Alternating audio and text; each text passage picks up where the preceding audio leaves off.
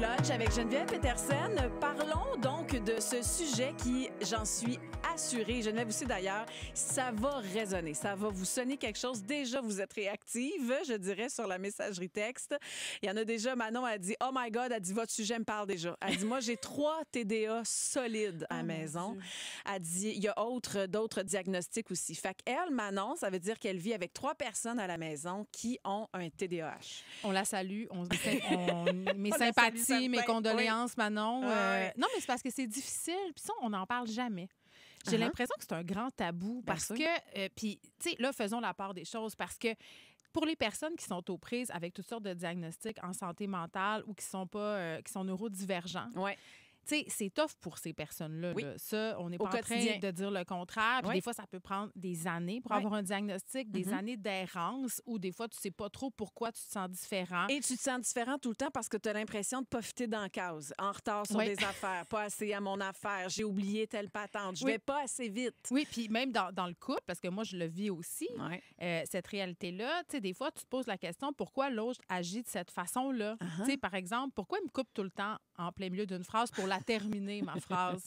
Pourquoi, quand je raconte des histoires, ça va jamais assez vite? Pourquoi il oublie un truc donc, qui est important pour moi, dont je viens de lui parler 2 jours avant? Puis, tu sais, la discussion, on l'a eue à 2. Là. Puis 2 jours plus tard, il s'en rappelle plus. Puis je te file, là. C'est-tu parce qu'il se fout de moi? Exactement. C'est-tu parce que je suis pas importante? Tu m'écoutes pas quand je parle, c'est ça que ça veut dire? Fait que, tu sais, ces gens-là, réellement, sont tout le temps en train de s'adapter parce que, bon, justement, à cause de leur neurodivergence, c'est plus compliqué, mettons.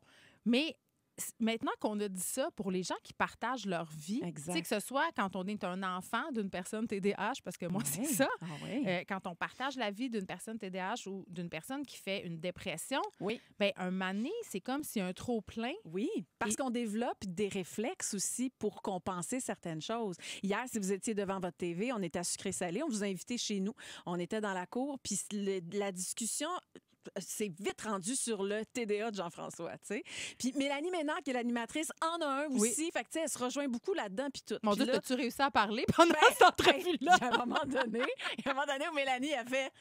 Voyons, je suis rendue où? Là, je fais « Oh, mon Dieu, ma gang de TDA! » Fait que moi, je dis à Mélanie, tu nous parlais de telle patente. Ouais, elle dit, excuse-moi. Elle dit, rendu à cette heure-ci, elle dit, ma molécule fait plus effet. Oui, c'est rigolo. On en parle. Puis avec JF, c'est comme ça aussi dans notre dynamique. Mais le jour 1 où on a mis un mot sur des comportements qu'il y avait ou des frustrations qui finissaient par envenimer notre relation à 2, OK, attends une minute. Ça part d'un TDA. Lui, là, il a vraiment fait là, le processus pour être diagnostiqué, OK? Puis ce qui est cool là-dedans, c'est que là, tu as l'air juste sur... Parce que tu as des forces, là. T'es pas juste... Ce ne sont pas que des faiblesses, là. Dans ton TDA, tu as des forces et tu as des faiblesses. JF, c'est dans la planification. Bon, ça, j'aurais quelle surprise! Je te le dire avant. Mais tu sais, mettons, tout est à 5 minutes.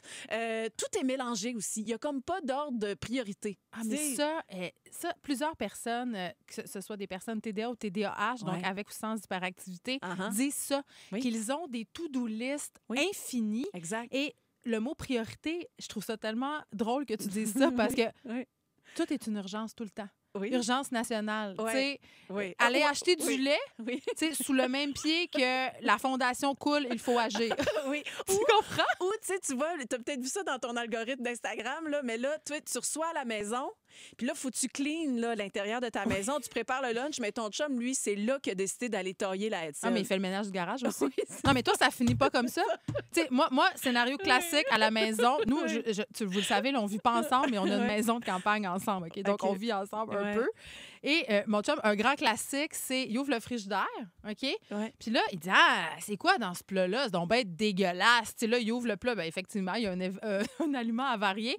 Mais là, ça finit en grand maudit ménage du frigidaire, tout ça. Là. Ah, c'est ça. C'est impossible d'ouvrir un plat, de jeter son contenu puis juste le laver. Ben non. Fait que là, j'arrive chez nous, puis là, le frigidaire est ouvert. Les contenants sont répandus sur la table. Puis là, en passant, il a vu que le tiroir à guenilles il était mal rangé.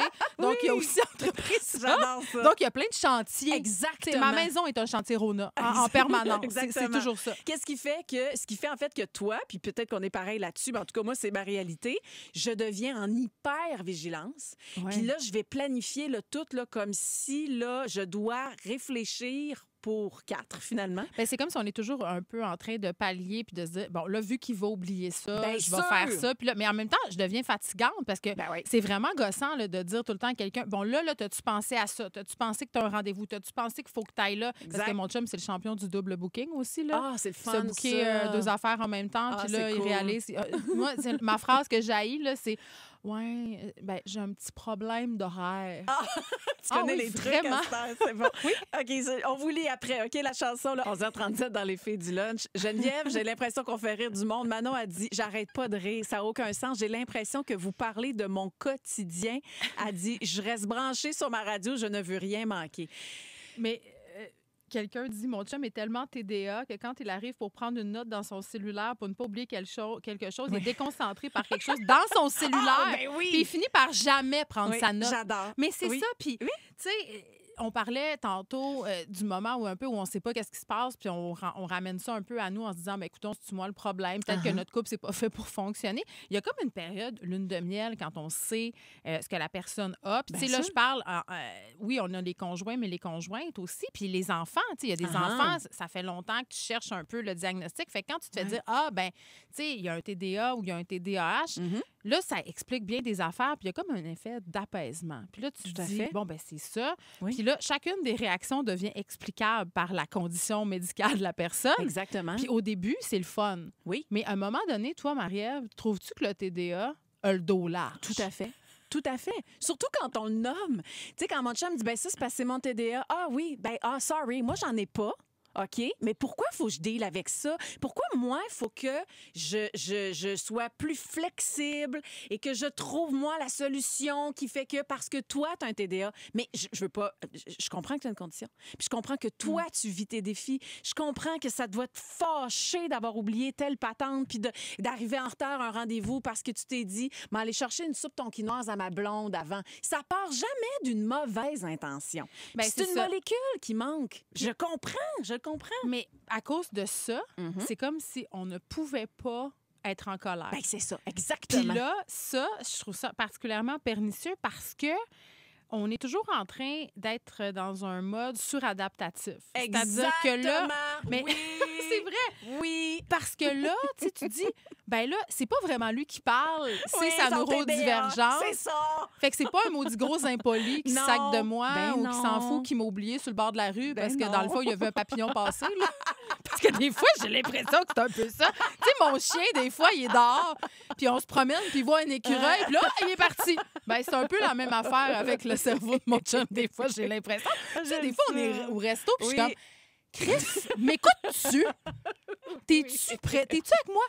Ah, mais je regardais le plafond, ils ont installé des panneaux pour absorber le son. Eh bien. Là, t'es comme, OK, mais ça fait 10 minutes que je te raconte une histoire, tu sais, qui, moi, me tient à cœur. Exact. Mais tu peux comme pas être fâché. Puis ça, je trouve qu'on n'en parle pas assez à cause du devoir d'empathie qu'on a, qui est légitime, qui existe. C'est-à-dire, tu sais, les personnes qui ont des problèmes ou qui sont pas, tu sais, neurotypiques, ils ont longtemps été ostracisés puis mis de côté. Puis c'est comme si à cause de ça, tu peux pas dire, hey, je t'aboute de ton maudit TDA, je t'ai écœurée de m'adapter. Ça me tombe ses nerfs. Puis des fois, je me dis, Marie-Ève, hey, moi, j'aimerais ça d'en avoir un petit diagnostic pour dire, hey, moi, je sais pogner les quételles tantôt, là. Ben, c'est à cause de ça. Fait que j'aimerais ça. Puis pour les parents, c'est épouvantable, là. Moi, ma fille, on soupçonne peut-être qu'elle en a un. Puis, tu sais, des fois, elle a des réactions parce que, tu sais, ça peut venir avec, je suis pas une experte, là, je le dis tout de suite, mais avec de l'expérience que j'ai en tant que personne qui cohabite avec, là. Tu sais, il y a des problèmes d'impulsivité. Il y a des problèmes, des fois, ça vient, pas toujours, mais ça peut venir avec un trouble de l'opposition. Tu sais, puis là, mélange ça dans le beau grand chaudron de l'adolescence, là. Wow. Puis là, tu te dis, là, c'est l'adolescence qui fait qu'elle est toujours assise sur un rond de poil ou c'est le TDA?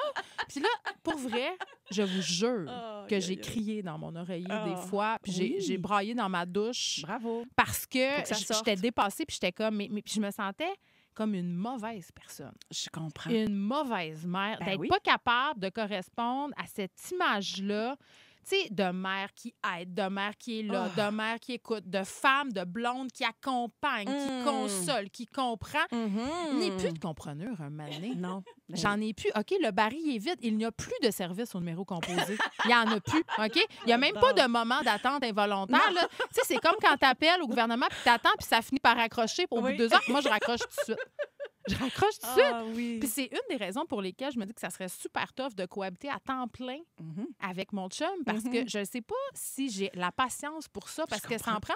Puis c'est pas ma principale qualité. Et je dis ça, puis je me sens comme la pire des personnes. Non, moi, je trouve que c'est vraiment, vraiment beau ce que tu dis.